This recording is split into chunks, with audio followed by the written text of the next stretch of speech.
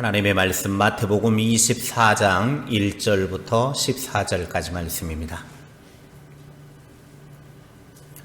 마태복음 24장 1절부터 14절까지 말씀 함께 하나님의 말씀 받들어 읽겠습니다. 예수께서 성전에서 나와서 가실 때에 제자들이 성전 건물들을 가리켜 보이려고 나아오니 대답하여 이르시되 너희가 이 모든 것을 보지 못하느냐? 내가 진실로 너희에게 이르노니 돌 하나도 돌 위에 남지 않고 다 무너뜨려지리라. 예수께서 감람산 위에 앉으셨을 때에 제자들이 조용히 와서 이르되 우리에게 이루소서 어느 때에 이런 일이 있겠사오며 또 주의 임하심과 세상 끝에는 무슨 징조가 있사오리이까? 예수께서 대답하여 이르시되 너희가 사람의 미혹을 받지 않도록 주의하라. 많은 사람이 내 이름으로 와서 이르되 나는 그리스도라 하여 많은 사람을 미혹하리라. 난리와 난리 소문을 듣겠으나 너희는 삼가 두려워하지 말라. 이런 일이 있어야 하되 아직 끝은 아니니라. 민족이 민족을 나라가 나라를 대적하여 일어나겠고 곳곳에 기근과 지진이 있으리니 이 모든 것은 재난의 시작이니라. 그때에 사람들이 너희를 환난에 넘겨주겠으며 너희를 죽이리니 너희가 내 이름 때문에 모든 민족에게 미움을 받으리라. 그때에 많은 사람이 실족하게 되어 서로 잡아주고 서로 미워하겠으며 거짓 선지자가 많이 일어나 많은 사람을 미혹하겠으며 불법이 성함으로 많은 사람의 사랑이 식어지리라. 그러나 끝까지 견디는 자는 구원을 얻으리라. 이 천국 복음이 모든 민족에게 증언되기 위하여 온 세상에 전파되리니 그제야 끝이 오리라. 아멘. 예수님이 성전에서 나와 걸어가실 때 제자들이 다가와 성전 건물들을 예수님께 가리켜 보였습니다. 그때 예수님께서 말씀하셨습니다. 너희는 이 모든 것들을 보고 있지 않느냐? 너희에게 말하는데 여기에 있는 건물 위에 돌 하나도 돌 위에 남아있지 않고 다 무너뜨려질 것이다. 예루살렘에서는 세 차례의 성전 건축이 있었습니다. 첫 번째는 BC 959년부터 586년에 솔로몬이 지은 제1성전입니다. 다윗이 모든 건축물 재료를 준비해 두었고 아들 솔로몬이 건축한 화려한 제1성전이었습니다. 그리고 두 번째는 스룹바벨이 바벨론 포로에서 돌아와서 BC 520년경 제2성전을 건축했습니다. 1차 성전이었던 예루살렘 솔로몬 성전은 다 무너졌고 그리고 포로에서 돌아와서 재건을 했던 스룹바벨 성전은 처음의 솔로몬 성전에 비하면 너무 초라한 것이었습니다. 그래서 이전 세대의 솔로몬 시대의 성전을 보았던 사람들은 초라한 스룹바벨 성전을 보고 마음이 너무 안타까워하며 한탄하기도 했습니다. 그리고 BC 19년부터 AD 63년에 제3성전이 지어지게 되는데 헤롯에 의해서 성전이 세워졌습니다. 이 성전은 본래 에돔 출신인 헤롯 대왕이 자신의 혈통이 에돔인이라고 하는 이 열등감과 그리고 유대인들의 환심을 살 목적으로 스룹바벨 성전을 개축하는 것에서부터 시작했습니다. 착공한 지 9년의 봉헌식을 했지만 예수님이 계실 때 46년 된 건물이 있었고 계속 공사가 진행되어 로마 총독 알비누스에 의해서 82년 만에 완공이 되었습니다. 그리고 그로부터 7년이 지난 후 티토 장군에 의해서 예루살렘은 철저하게 무너지고 예수님이 말씀하신 대로 예루살렘 성전이 돌 위에 돌 하나 남지 않고 무너져 내리는 비극을 경험하게 됩니다. 예수님께서 감람산에 앉아 있을 때 제자들이 예수님께 와서 언제 이러한 일이 일어날 것이며 주님의 재림하심과 세상 끝날에는 어떤 징조들이 있겠습니까? 라고 예수님께 질문을 했습니다. 그때 예수님이 대답을 하시죠. 너희는 누구에게도 속는 일이 없도록 조심하고 많은 사람들이 내 이름으로 와서 내가 그리스도다 라고 말하면서 많은 사람들을 속이게 될 것이다. 그리고 전쟁에 대해서 듣거나 전쟁에 대한 소문을 듣게 될 것이다. 그러나 너희는 불안해하지 않도록 주의해라. 이런 일들이 반드시 일어나겠지만 아직 끝이 온 것은 아니다. 민족이 민족에 대항하여 일어나고 나라가 나라를 거슬러서 일어나고 여러 곳에서 지진과 기근이 발생할 것이다. 이러한 모든 일들은 진통의 시작일 뿐이다. 그때 사람들은 환난을 겪도록 너희를 넘겨줄 것이고 너희를 죽이기까지 할 것이다. 그리고 너희는 내 이름 때문에 많은 민족들에게 미움을 받을 것이다. 그때 많은 사람들이 실족하게 되어 서로 사람들을 속일 것이다. 많은 거짓 예언자들이 일어나서 많은 사람들을 속이고 불법이 더욱 많아져서 많은 사람들의 사랑이 식어져 갈 것이다. 그러나 끝까지 견디어내는 사람은 구원을 얻을 것이다.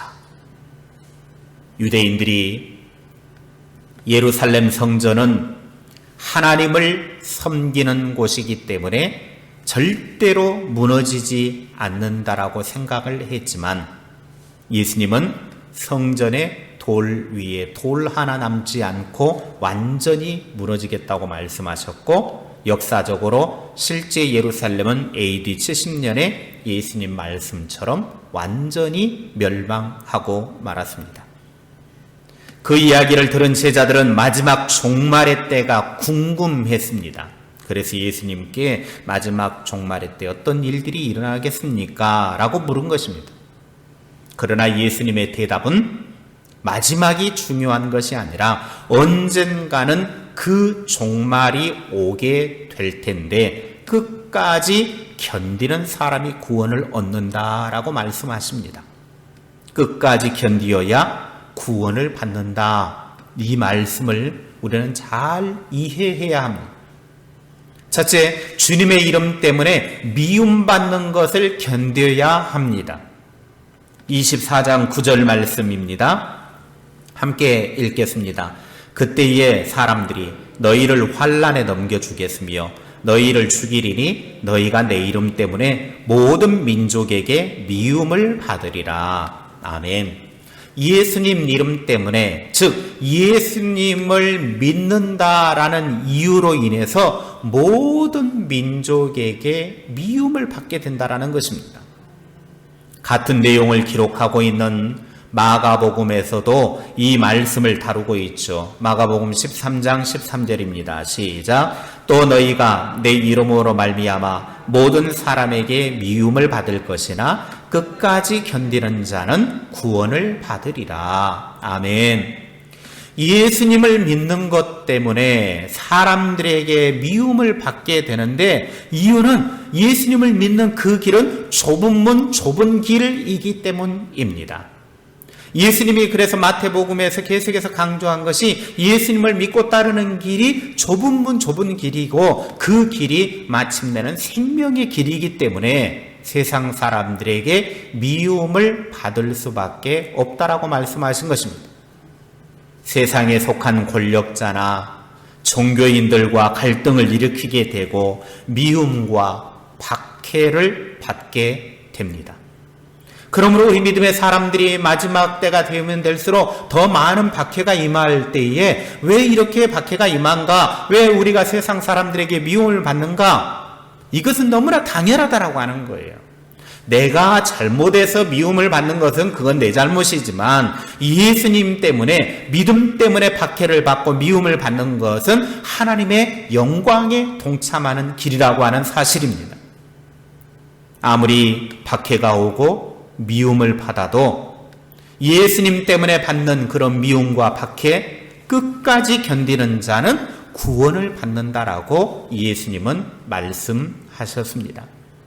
여기 끝까지라고 하는 말은 극한에 이르기까지 인내할 수 있는 마지막 순간까지라는 뜻입니다.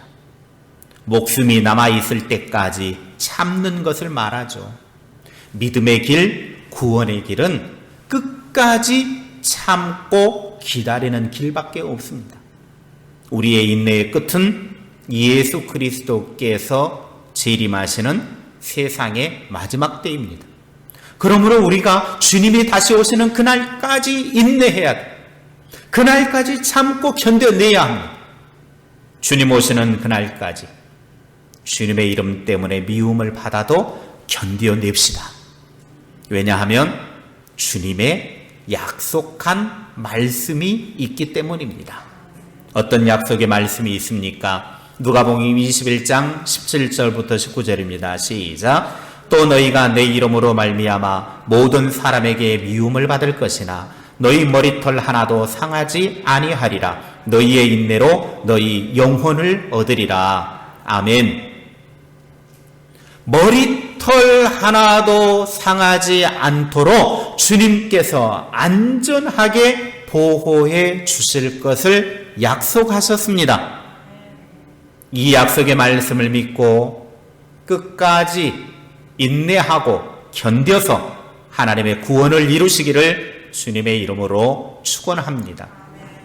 둘째, 교회 안에 시험을 견뎌야 합니다.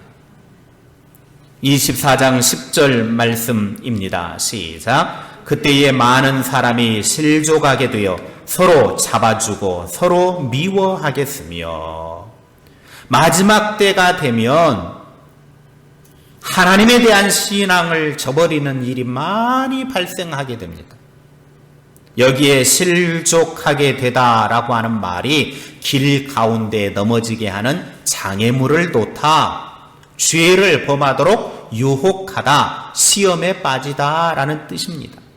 마지막 때 많은 사람들이 핍박과 박해와 미움, 거짓 선지자들과 거짓 선지자들에 대한 미혹, 그리고 여러 가지 환난 때문에 신앙을 떠나게 되고, 심지어는 믿음 안에 있는 사람들끼리 서로가 박해자의 손에 넘겨주어서 비극적인 상황이 발생하게 될 것을 말씀하고 있습니다.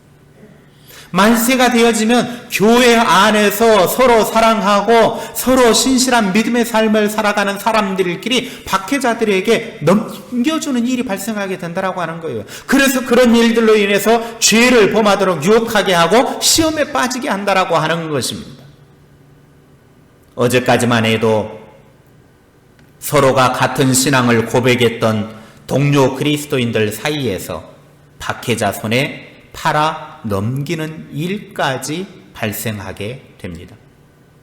그래서 디모데후서 3장 1절부터 4절에 말세에 일어날 여러 특징들을 나열하면서 동료들을 배신하는 일이 있을 것이라고 말씀하고 있습니다. 믿음 안에 함께 있던 성도들 간에 배신하는 일이 발생한다는 거예요. 마지막 때가 되면 여러 가지 시험이나 환난이 오게 됩니다. 그것 때문에 절대로 신앙을 버리거나 하나님을 떠나서는 안 됩니다. 끝까지 견뎌야 구원을 얻습니다. 교회 안에서 성도들 간에 미워하거나 갈등을 조장하거나 시험에 걸려 넘어지는 일이 발생해도 그것 때문에 교회를 버리고 도망가지 말고 당연하게 여기고 끝까지 인내하시기 바랍니다. 여러분, 사랑이 가장 많이 있어야 될 기관은 가정과 교회입니다. 그런데 희한하게도 상처를 가장 많이 받는 곳 또한 가정과 교회입니다.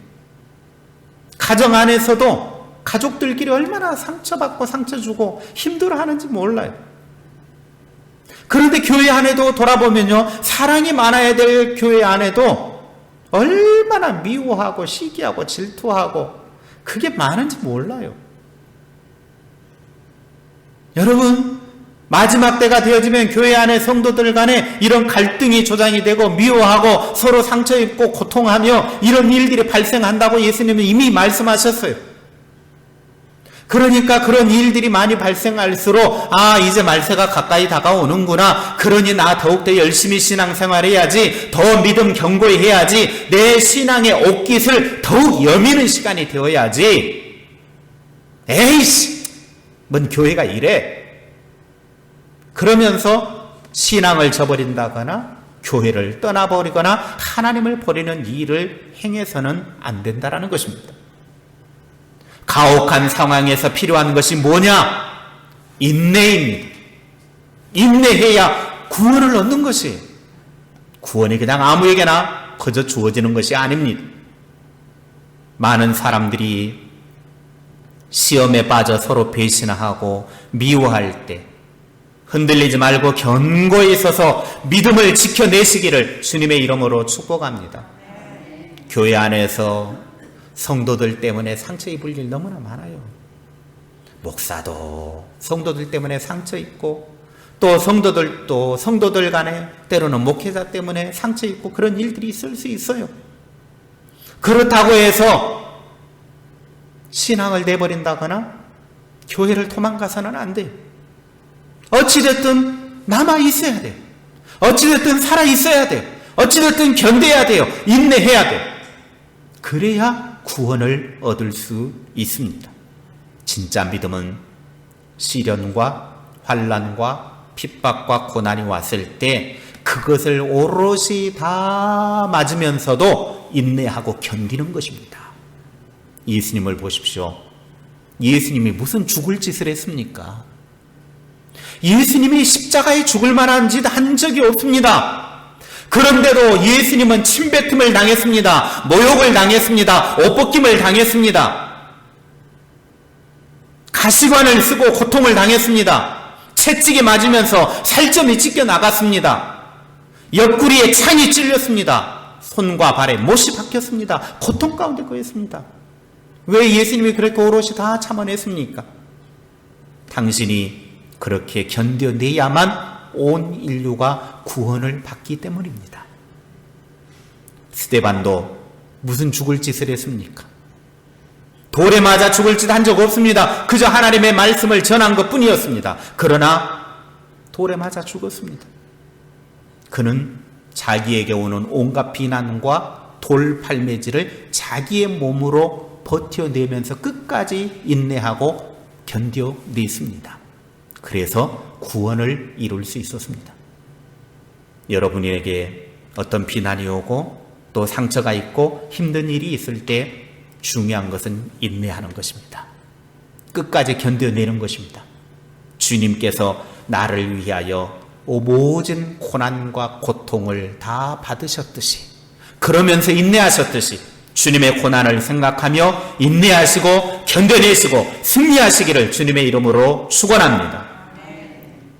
셋째, 사랑이 식어져도 견뎌야 합니다. 마태복음 24장 12절입니다. 시작. 불법이 성함으로 많은 사람의 사랑이 식어지리라. 아멘.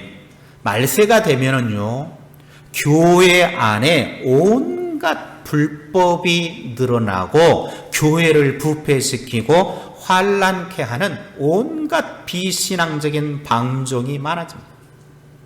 요즘 이 시대의 교회를 보면요, 교회 안이 너무나 안타까운 일들이 많아요. 너무나 불법들이 자행이 되고 있어요. 이게 과연 교회인가 싶을 정도로 힘든 모습들을 보게 돼요.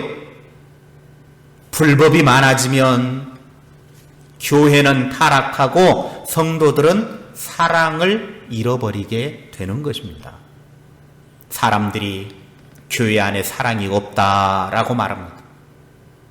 교인들이 더 사랑이 없어라고 말합니다. 마지막 때가 되면 쾌락에 사로잡힌 사람들로 가득하다 보니 사랑이 식어서 차디찬 얼음장이 되어버리고 만 것입니다. 그래서 바울은 마지막 때 사랑이 식어진 이유가 무엇인지를 디모데후서 3장 4절에 밝힙니다. 시작. 배신하며 조급하며 자만하며 쾌락을 사랑하기를 하나님 사랑하는 것보다 더하며, 하나님 사랑하는 것보다 쾌락을 더 사랑하기 때문에 사랑이 식어지고 교회 안에서 성도들 간의 사랑이 식어지고 배신하게 된다는 것입니다. 교회 안에 불법이 성하고 비신앙적인 행태가 일어날 때 더 자신의 신앙의 옷깃을 여미시기를 바랍니다. 다른 사람들이 사랑하지 않을 때, 사랑이 식어졌을 때, 이럴 때일수록 나는 그러지 말아야지 하면서 마지막 때일수록 더 우리의 믿음을 견고히 세워 나갈 수 있기를 바랍니다. 이겨내야 합니다. 예수님은 13절에 끝까지 견디는 자는 구원을 얻으리라 라고 말씀하셨습니다. 어찌됐든 끝까지 견뎌내는 것이 중요한 거예요. 아무리 상처 입고 찢겨지고 무너져도 시험에 들어도 끝까지 견뎌내는 게 중요한 거예요. 끝까지 견뎌내야만 구원을 얻을 수 있기 때문입니다. 무거운 짐이나 견디기 힘든 시련이나 박해의 상황에서도 그 자리를 이탈하지 말고 자기 자리를 지켜내시기 바랍니다. 이런 과정에서 극심한 고통과 아픔이 함께합니다. 여러분, 이러한 극심한 고통과 아픔이 함께하지 않는다면 누가 견디지 않겠어요? 그러나 고통과 아픔이 함께하니까 견뎌내기가 힘든 거예요. 그러나 그럼에도 불구하고 견뎌내면 따라하십시오. 구원을 얻으리라. 그래요. 끝까지 견뎌내면 구원을 얻게 되는 거예요. 이 땅에서는 잠시 잠깐이지만 구원의 삶은 영원한 것입니다. 잠시 잠깐의 아픔, 고통 견뎌내시고 영원의 즐거움을 소유하실 수 있기를 바랍니다. 이러한 아픔과 고통까지도 자신이 품고 지켜내는 것, 그것이 인내입니다. 그렇게 인내한 사람에게, 끝까지 견뎌낸 사람에게 우리 주님은 구원의 자리로 인도해 주십니다. 윌리엄스라는 주석학자는 이 구절을 이렇게 해석을 했습니다. 어떻게 보면 오늘 말씀의 요약이라 말할 수 있습니다. 뭐라고 말했느냐? 함께 읽겠습니다. 인내로 선행을 계속하며 핍박과 고난을 감수하고 순교를 두려워하지 않고 신앙을 끝까지 견고히 하는 자에게는 영원한 축복의 면류관이 주어질 것이다. 아멘. 끝까지 견뎌내서 영원한 축복의 면류관을 주님으로부터 얻게 되어지는 하나님의 사람들이 다 되시기를 주님의 이름으로 축복합니다. 기도하겠습니다. 하나님, 우리가 이 땅에서 예수 그리스도를 믿고 믿음의 길을 가는 동안 험한 핍박과 고난과 아픔과 절망이 와도 그 박해와 핍박 속에서 우리 자신을 잘 지켜내며 인내할 수 있는 은혜를 베풀어 주시옵소서. 마지막 때가 오면 올수록 내가 있어야 될 자리에서 온갖 고난과 아픔까지도 품고 인내하여서 끝까지 버티는 중에 구원의 자리로, 생명의 자리로, 축복의 자리로, 면류관으로 이끌어 주실 그 주님의 자리까지 나아가는 하나님의 사람들 다 되게 하옵소서. 오늘 아프고 힘들고 고통스럽지만 그 고통의 자리에서 주님과 함께 끝까지 승리하는 주님의 사람들 다 되게 하옵소서. 오늘이 힘들고 험악하지만 그것을 이겨낼 때 견디는 자에게 구원을 주신다고 약속하셨사오니 주님의 그 약속의 말씀을 붙들고 끝까지 인내하여 하나님이 주신 생명의 면류관을 다 누리는 신실한 주의 사람들 되게 하옵소서. 예수님의 이름으로 기도하옵나이다. 아멘.